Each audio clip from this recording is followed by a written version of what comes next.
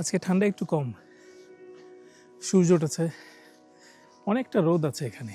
আমি একটা রেভেনে এসেছি, এখনও অনেক স্নো পুরোপুরি মেল্ট করেনি, রাস্তা অনেক স্লিপারি। ভাবলাম একটু বের হই।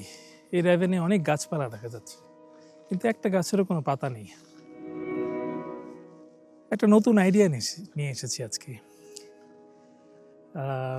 স্প্রিংয়ে আর সামারে অনেক পোকামাকড় দেখা যায়, উইন্টারে সেই পোকামাকড়গুলোর কোনো অংশ কি দেখা যাবে, যেমন আইদার ডিউ ড্রপসের ভিতর ট্র্যাপড অথবা কোনোভাবে ট্র্যাপড বা কোনো রেমন্যান্টস। দেখি কিছু পাই কিনা।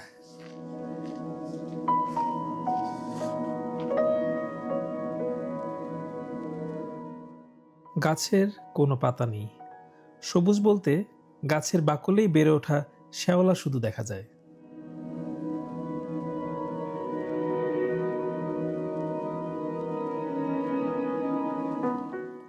এই গাছের গুড়ির ফাঁকেই জলজল করছে কোনো আনফরচুনেট পোকার পাখা।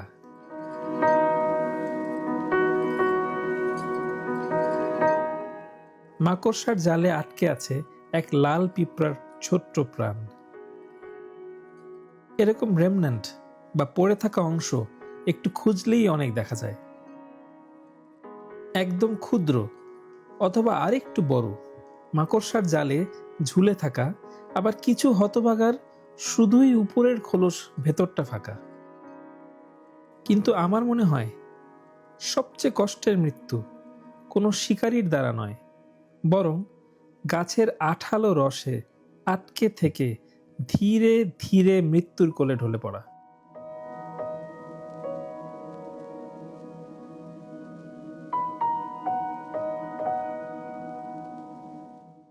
এই রেমন্যান্টসগুলো বেশি দিন থাকবে না, যেমনটা বরফও গলে যাবে।